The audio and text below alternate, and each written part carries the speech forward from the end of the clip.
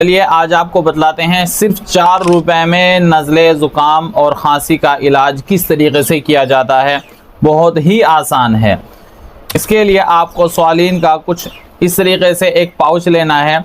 ये सिर्फ 4 रुपए में आता है। इसमें से 2 गोली आपको निकालनी है। वो 2 गोली एक गिलास पानी में लेकर उसको खूब अच्छी तरीके से उबालना है जब तक वो पानी आधा ना रह जाए।